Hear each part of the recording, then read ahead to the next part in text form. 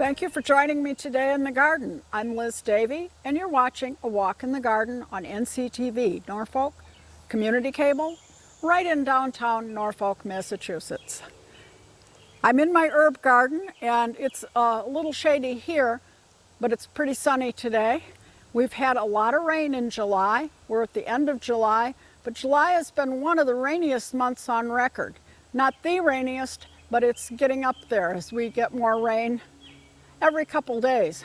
Very nice not to have to do much watering, and the plants are growing, but not as much time to get out and do the weeding either, because a lot of times it's been very wet. The herb garden has grown really well with the additional water that it's getting. I usually don't do a lot of outside watering in the summer because there's usually a water ban. But this year, Mother Nature has taken care of it. And I'm able to pick pretty much all of the herbs that I've grown for use in the kitchen.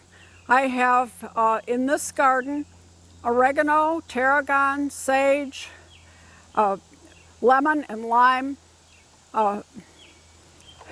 balm, lemon and lime thyme, regular English thyme, lemon verbena, winter savory, which is starting to put on some blooms, tansy, other herbs that are not culinary. We still have chives that can be used, and a little bit of sorrel. Today I'm going to be using a plant that I keep in a pot. I have one planted, and then I keep one in a pot so I can bring it in and have it available in the winter, and that's rosemary. And so I'm keeping this in a pot out here, but I bring it out for the summer. And then it's sometimes easier to transition it to inside if you bring it in a pot that's been out all summer. The other one I do that with is a bay leaf.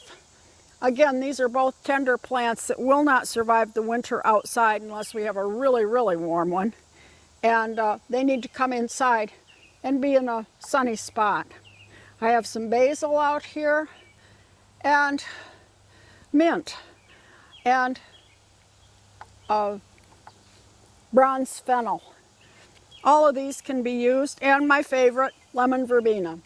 This is a lovely lemony flavored herb. It's good in baking, it's good in beverages. It's just an all-around lovely lemon flavor and scent. So basically, all I'm doing in this garden right now is weeding, and I'll be cutting back some of these bloom stalks as they bloom and finish blooming. I really don't want this one to go to seed in the garden. I have enough herbs in here that I don't need to have others going to seed and popping up all over. Same is true of the lemon and lime balm. They are currently flowering, and once they're finished, I will cut those off so that they don't go to seed in this area. Now, if you have a large space and you want more plants, you can let them go to seed, and then you'll have a larger amount of the plants. Let's move on over to the perennial garden. It's been booming too. In the perennial garden, and where some of the bulbs were this year, I have added some annuals. I planted them in my vegetable garden and then transplanted them here. And with the addition of the rain, they've grown quite well. This is a zinnia, and as soon as they start blooming well, have a couple blooms, I usually pick them for inside, and then they start to bush out a little bit. I also put some cleome in, and I have some pots in back of me here, a pot of Nicotiana, which is just coming up. The daylilies are pretty much done. At least this one is. Some of the daylilies that I have will rebloom, others are done for the season. But once they've finished, I cut the bloomscapes back, and I don't let them form seed. They're trying to form seed when they make these green pods, and that only weakens the roots if they use the energy to make seed. And again, I don't want any more of these in this location. They will also grow from the roots below, so you can divide them and periodically, but taking off these old bloom stalks. Eventually they'll turn brown and you can pull them out, but it looks nicer if you just take them off. And unfortunately there's one little bloom left, so we'll get that one later. I've also cut back the lilies that have already finished blooming. Again, I don't want them to go to seed. Other lilies are now blooming or starting to bloom, and I have one in back, and I'm going to move around to the back to show that one, because this is a testament to my poor staking practices this year. I did not get this one staked up, so it really is not putting on as big a show as it should because it's flopping. It doesn't get as much sun as some of the others, so it would benefit greatly by being supported by a stake and some string to hold it up. And that'll be on the list of things to do in the future to make sure that this lily gets some stakes next year. Lilies, the Asiatic lilies that are in bloom right now, are quite tall, and they will benefit by some staking. Back here I have some tiger lilies, and then yarrow, which I've been picking and drying. This dries quite nicely and keeps its color quite nicely, just air drying. Also back here I have some mountain mint, which is really good at attracting pollinators. It's a native plant, and it really is pretty as far as the just the cool colors of it. It looks very nice in a flower arrangement. This one is Veronicastrum or Culver's root, and I have both a white one and a purple one. A purple one's in another area of the garden, and it adds some height to the back of the garden. Again, I have another lily back here that needed to be staked, and we have more of those over on the other side. So it's the same one. I'm going to come up this way. But there's always something to put on the list for next year to remember. The asters are doing quite well. They aren't in bloom yet, but phlox is having a really good show. This phlox is named Gina, and it was listed as one of the butterfly favorites. Like many others in this area, I have not seen a lot of butterflies this year. I'm trying to attract them, but this year I don't know whether the heavy rains have had an influence, whether the cold snap we had in the winter, but butterflies are fewer and fewer, or it could be pesticide use by those who use spray to kill mosquitoes and ticks. We just are seeing fewer butterflies each year, it seems. So I'm trying to encourage them to come by planting plants that I know will attract them. The poppies that bloomed so nicely early are on the way out. I cut off the seed pods of these because they are decorative, and I will use them in a fall arrangement. But these can soon be cut all the way to the ground, and new foliage will emerge in the winter, and it will come up and have foliage in the winter, and then it come up again in the spring, and that's when it will bloom. The butterfly weed is finished, and it's formed pods, and I will let some of this is the butterfly weed, the orange milkweed that the monarch butterflies will thrive on. Hopefully we'll see some monarch caterpillars on it at some point. So far I have not seen them, although I've seen a few monarch butterflies. This is the other lily that needs some staking. It's called Scheherazade, and it's quite a pretty one, and unfortunately when it's flopping down you can't see how nice it is, but the colors I think are really pretty, very summery colors. In the back I have Monarda. That's the straight species, which means it is the native one, and I have some that is a more cultivated, a cultivar, over on the other side. We'll get over there in a minute, but this too is a good pollinator attractant, and it's just a nice dependable plant. You can see a lot of bees on it right now. I have both honeybees and bumblebees that frequent it. I don't mind having bees in the garden. If you don't bother them, they will not bother you. They're quite friendly if you leave them alone. Just don't try to catch them or anything. Some of these are gone. This is a Maltese cross.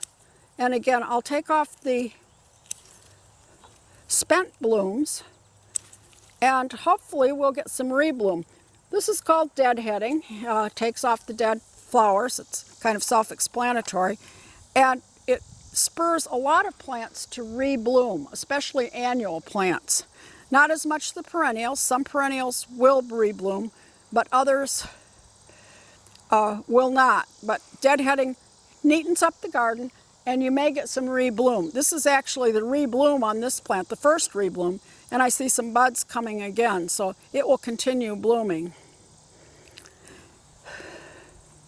Again, this aster has split in the middle because it was not staked, and that's something that, again, is on the list for next year.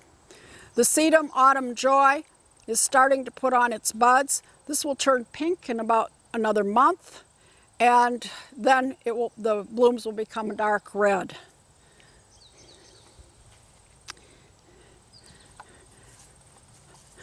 This is an allium, which is in the onion family, so it's a very good plant to plant if you have problems with deer or rabbits. They don't care for it, so it's a dependable one. Another daylily, and the chrysanthemum that we pinched back early in the season. It's too late to pinch it now, but it's starting to form buds, and it will be blooming in probably another month. But the pinching stopped on July 4th, so we're done pinching that one. We're coming into an area of garden that's pretty wild. I did not mulch this garden this year, and I really didn't need it. I've got so many plants that there's no room for mulch. And there's no room for weeds either, which is very fortunate. But this area got pretty wild. You'll notice I have the cages for the daisies, but they completely exceeded expectations. I imagined them being about this tall, but instead they came this tall. There are always a few surprises in the garden. Some things are shorter than you thought they would be, and some things are taller. And they're the same plants that were there last year. They just grow differently because the season is different. Last year we were in the middle of a drought, and they were quite short. This year we've had very adequate rain coming at good intervals, not quite as much sun, so they've stretched to try to find some sun, but they've got plenty of moisture for their roots, so they've grown quite tall. Behind them is more Monarda, and you can see the hummingbird moths. They are not hummingbirds. They look like little teeny hummingbirds. We have hummingbirds, but these are called clear-wing moths, and they look like little baby hummingbirds, but they're actually a moth. And I have a lot of them on the Monarda right now, or bee balm. It's also called bee balm.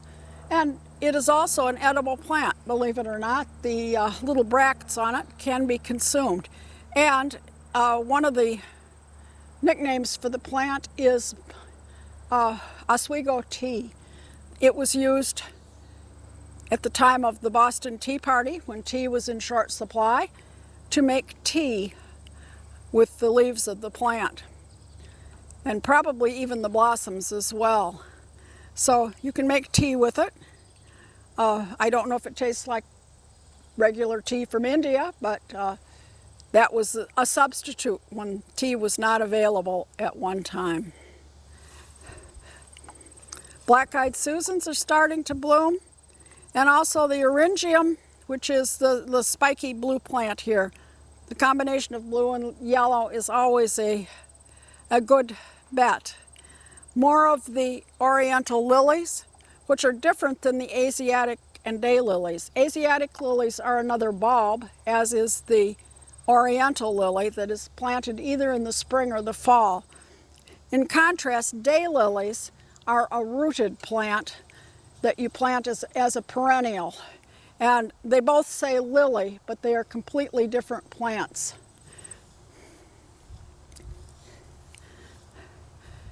Up here I have, again, the clear-winged moth is on this one. This one comes up, it reseeds itself. It's called a Verbena bonariensis. That's a mouthful, but it's a tall verbena. And it is a perennial somewhat in that it reseeds and comes up each year. So I'm never exactly sure where it comes up, but I try to spread the seeds around so that I have some in different locations. This year it seems to like this part shade location best. Now let's get out of the sun a little bit and head down to the vegetable garden. I've been harvesting things regularly, and you'll note that the row of peas that was on the fence in this location is now gone. The peas are finished. We had 3 different kinds. We had a very nice harvest. I was able to put some in my freezer, and we enjoyed many meals with either snap peas, snow peas, or the shell peas. But once they're done, and the hot weather has come on. So I have a row staked for planting some more lettuce and spinach, because the lettuce is also going to seed, and the first crop of arugula is just about gone as well. Instead of planting my pumpkins early, I've planted pumpkins along right behind the pea row, and I planted them a little later. I had good luck with it last year, so we'll see what happens. I was busy picking strawberry at the time I would have normally planted them, and they would have been all over the place, and I would have probably stepped on them. So I planted them late, and there's nothing to shade them, so they are starting to grow really well. The strawberries were fertilized, and they will just stay in place, and they'll start putting out runners as fall approaches. The raspberries still have nets, and I'm still getting a few raspberries, but we have already had a main crop of raspberries that was very good. My later raspberries are in need of some replacement plants, but I'm still getting a handful or 2 of raspberries every other day or so. The next thing I needed to do was harvest the garlic. Once the garlic starts to have leaves the lower leaves start to turn brown, you know it's time to harvest it. You want to harvest it when you've got full bulbs, but before they start to split open. If you leave it too long, the garlic bulb will start, the cloves of garlic will start to split open, and it will not keep as well. So I'm just going to finish with these. I put the fork down near it, but try to avoid breaking into it, and pull it. And we've got some pretty nice garlic, enough to last the winter. I shake as much dirt off as I can out here. And then we'll be taking these to the back and putting them in the shed to join the rest of the row that I've already harvested. But you can see it's just right. It's got full cloves of garlic. And we need to cure this then for a couple weeks, 2 or 3 weeks. Inside, you can use a garage or a shed. I wouldn't bring it in the house, or your house will be, well, not home for vampires, let's put it that way.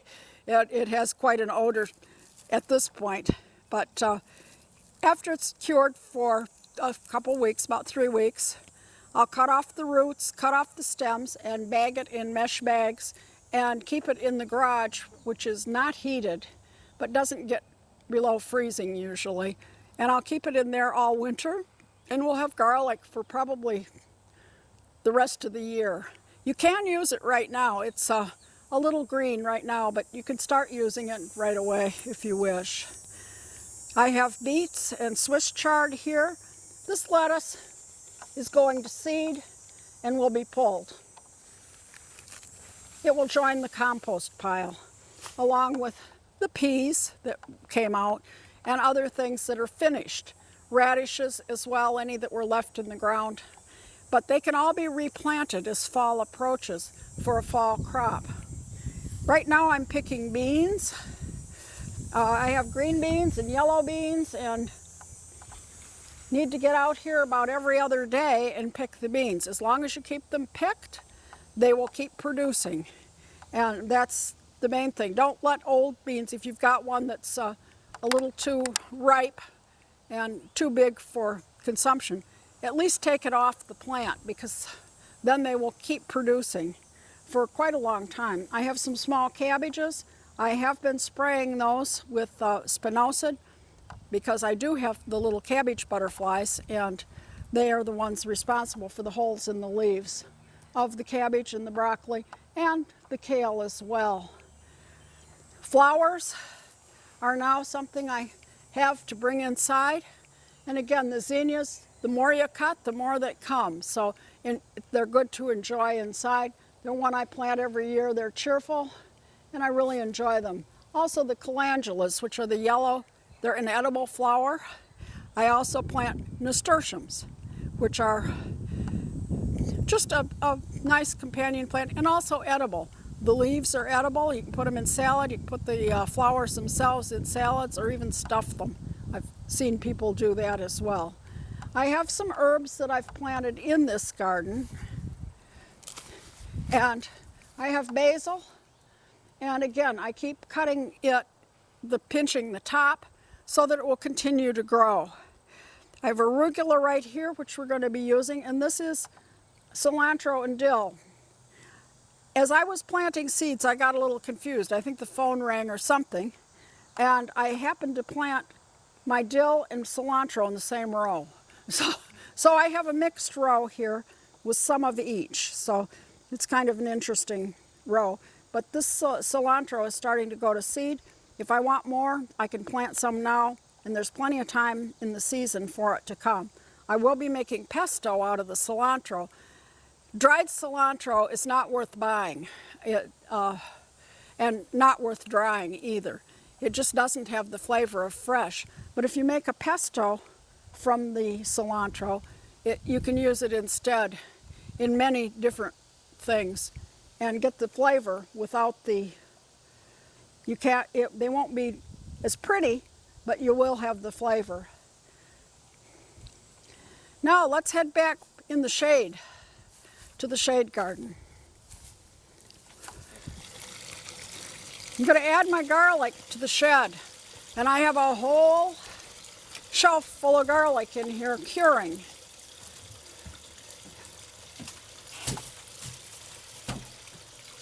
Won't be doing too much more in the shed because the shelf is full of garlic for about the next 3 weeks.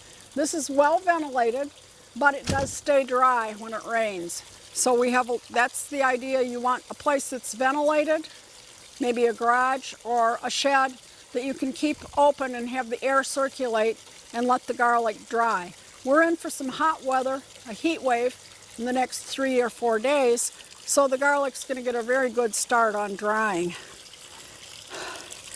I have frogs and fish that are kind of used to me coming up. Actually, the fish are hungry again. If you have pond fish, their metabolism increases significantly when the water is warmer. So you'll want to feed them more often.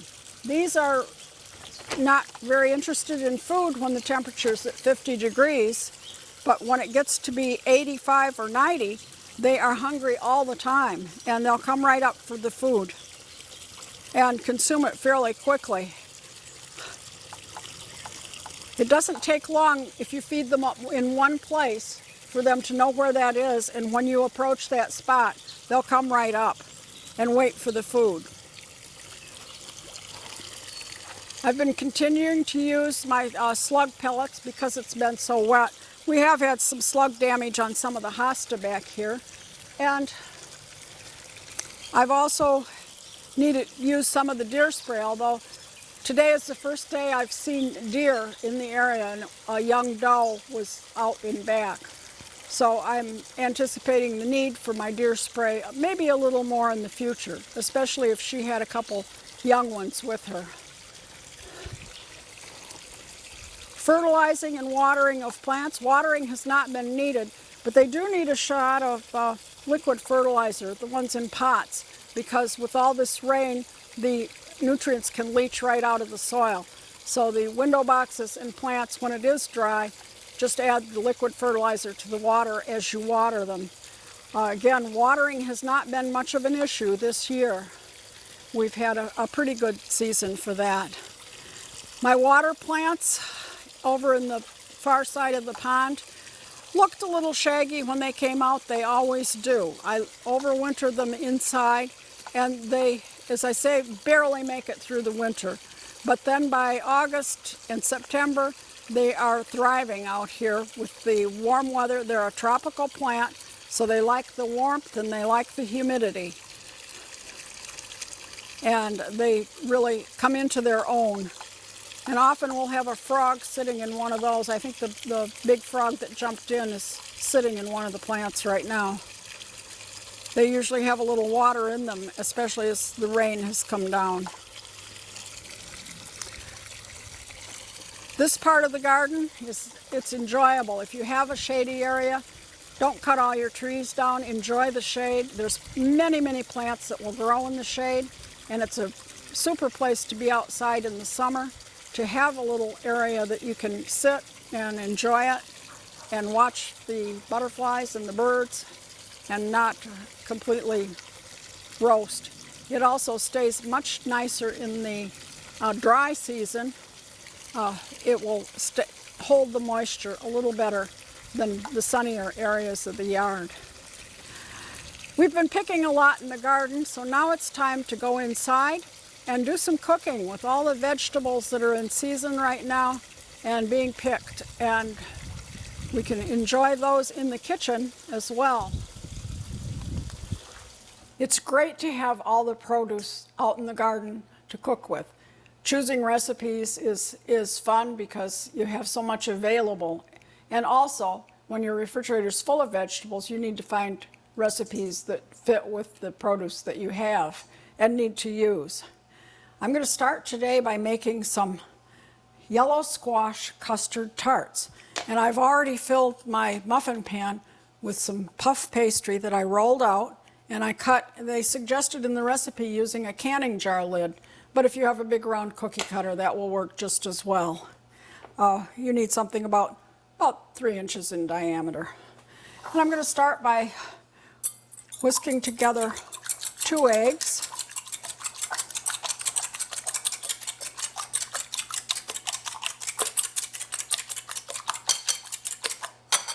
And a 1/4 cup of heavy cream.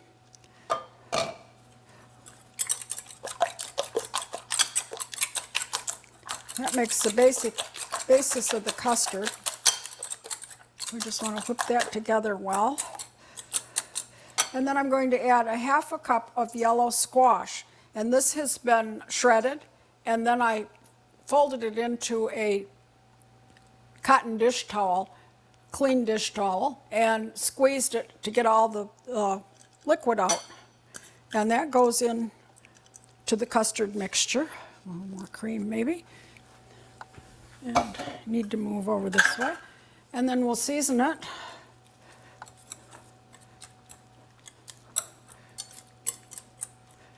With a little salt and pepper. I don't want it too coarse.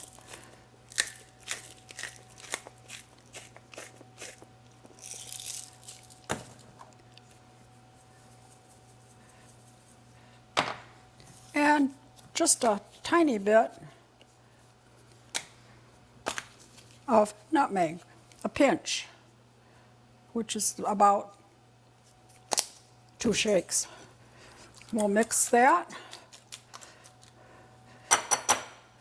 And then I'm going to spoon it into the little tart shells.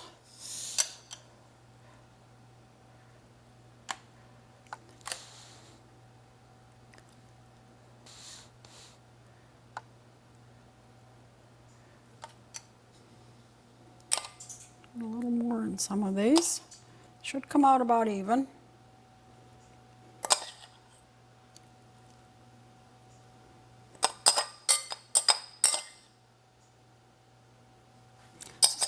simple ingredients.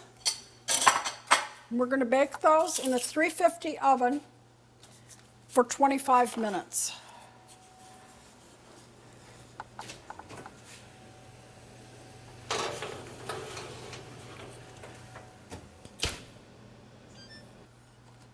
The next thing I'm going to do is a carrot salad. And this is both the squash tarts and the carrot salad. It's a Moroccan carrot salad, and they came from the Forest Food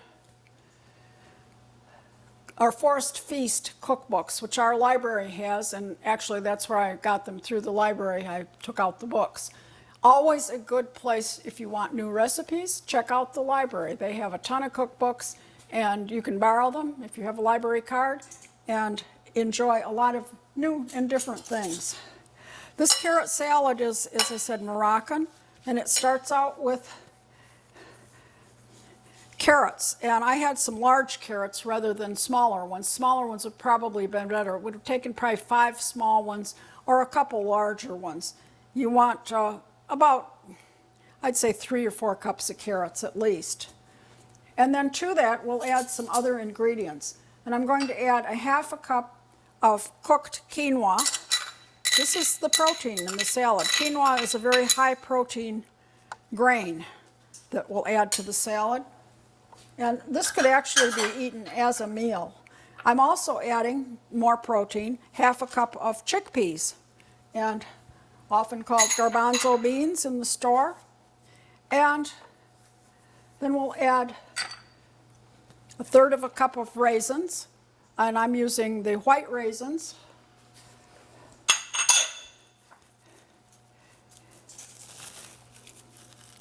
And a third of a cup of pepitas, or pumpkin seeds, salted, roasted pumpkin seeds that are available from the grocery store. And we'll mix this together, and then we'll make a dressing for this. And add some herbs. And I want to add 3 tablespoons of chopped mint and 3 tablespoons of chopped parsley. So it's very herb intense, but that makes it pretty good and gives it a lot of flavor.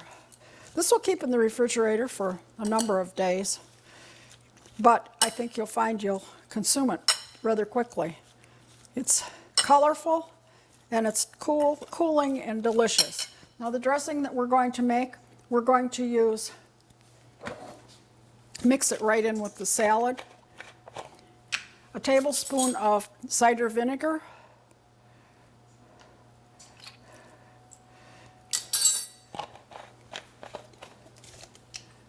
a tablespoon of maple syrup,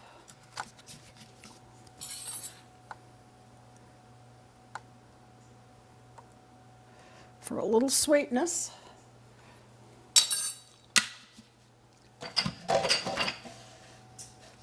3 tablespoons of olive oil,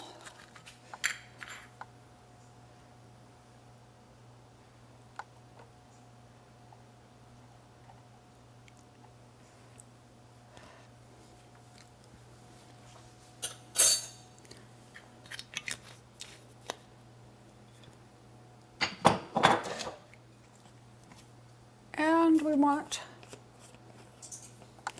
a 1/4 teaspoon of cumin, which is a spice used often in chili or Middle Eastern cooking. And then I'll mix that well.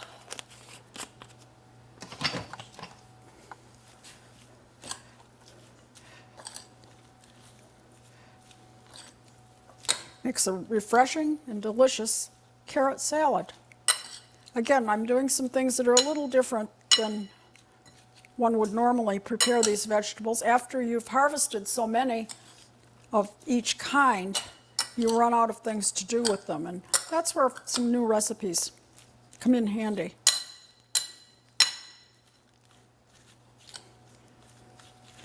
So we'll leave that ready to be served and move on to something else. And we can put the nutmeg back too. Now, Next thing I'm going to do is make a roasted red pepper and white bean dip, or spread actually. And I've already put in my food processor a large clove of garlic, the fresh garlic that I had just harvested, in fact, and about a tablespoon of chopped rosemary, again just harvested from the garden. And we're going to pulse that a little bit to chop it up.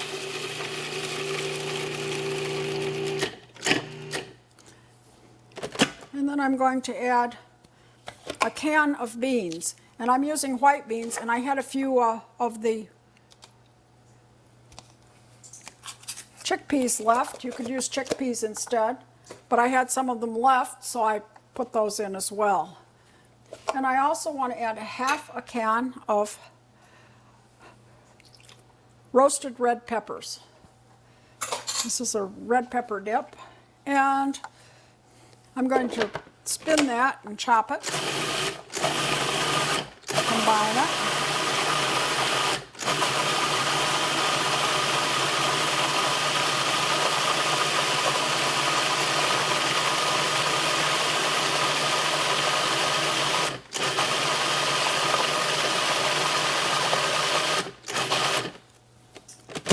And then to season it, I'll add half a lemon juice, the juice from half a lemon, and some salt and pepper.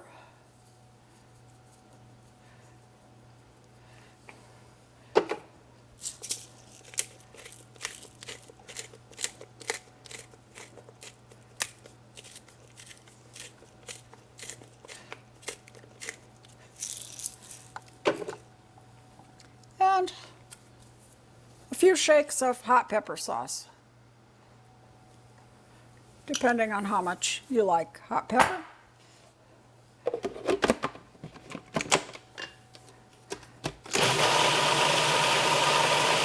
And we're going to puree that until it's smooth.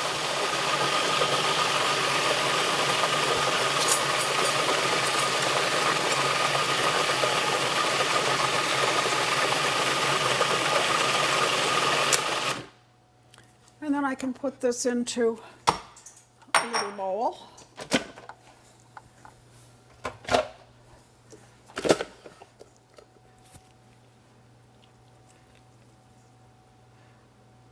It will thicken up as it sets. You could serve this with crackers or raw vegetables. I'm going to use it in another way today. You could also buy roasted red pepper hummus and use it the same way, or make it yourself.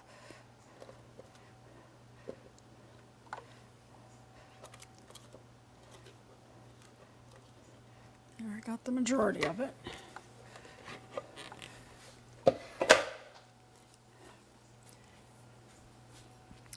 And I'm going to design some flatbreads with vegetables as a main course, actually. And I'm combining some vegetables to make a mixture to put on these. And I've started with a cup of torn arugula, and I'm adding a half a cup of chopped cherry tomatoes, or halved cherry tomatoes.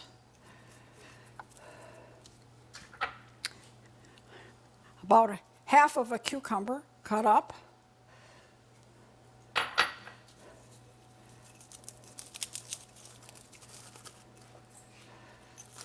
And what do I have? Checking my recipe here. A quarter cup of chopped onion. You could use red onion. I happen to have some green onion left in the garden, so that's what we're using. And a quarter cup of chopped basil. To that, I'm going to add a couple tablespoons, probably about 2 or 3 of balsamic vinaigrette. And this is one that I make, a homemade one.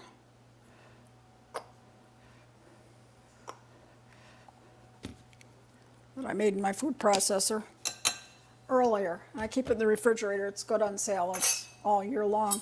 And then I'll mix this mixture together. Kind of coat everything with a little bit of that dressing, not too much or it gets a little too wet.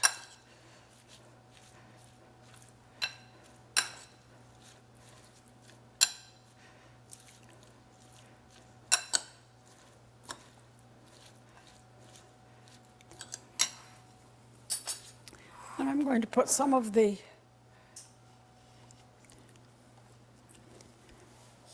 bean dip on each of individual flatbreads, and these can be either purchased or homemade. King Arthur flour has a wonderful recipe online. Very easy to do if you have a griddle, or you can use them on the grill outside. So we'll put some of the bean paste on each one.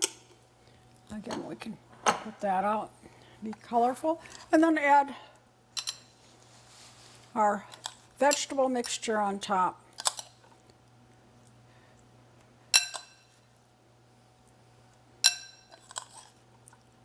Plenty of the cucumber in there and tomato and a bit of basil.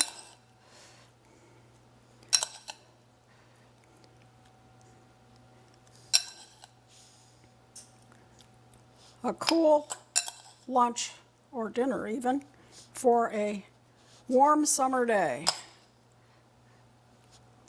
Oops.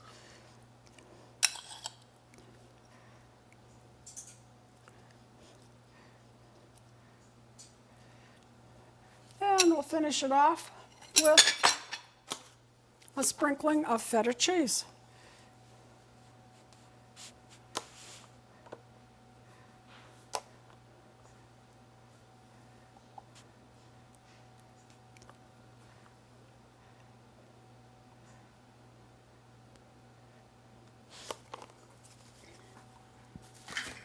And we have, these can be cut in half or in quarters if you want to serve them that way, or whole if you want a whole serving on a lunch, on the plate for lunch. Okay, it's time to take our little custards out of the oven and get them ready to serve. And these can be served either hot or preferably warm or even at room temperature. And they come out with the puff pastry. They come out of the pans pretty well. I'm using a knife to get it out. Actually, a table knife might be better, a little less sharp on the bottom. But the crusts are well browned. We'll just take a few of them out for now and put on the plate. You may have to go around the edge a little bit with the knife on some of them. But they do come out pretty well.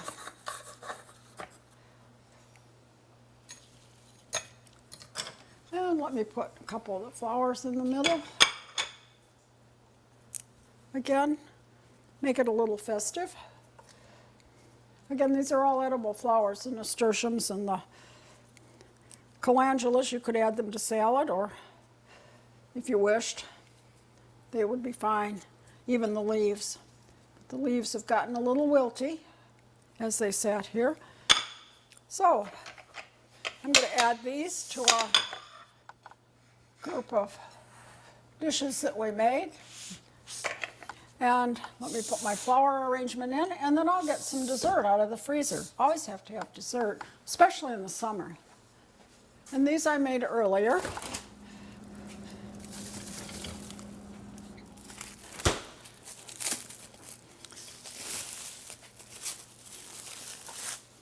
I have a little shell-shaped pan that I use for cooking, and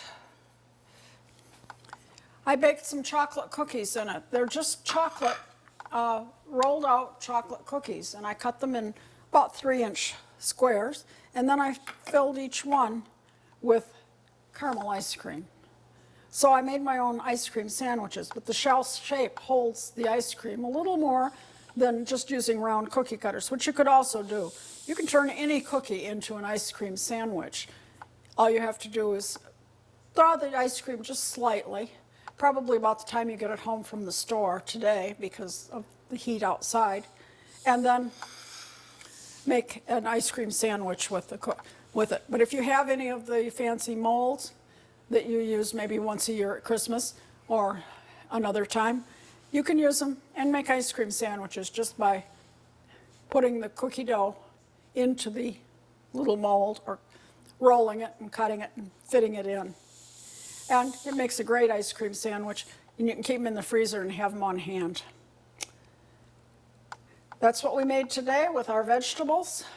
This is a real vegetable buffet here, and I'm Liz Davey, and you've been watching A Walk in the Garden on NCTV Norfolk Community Cable.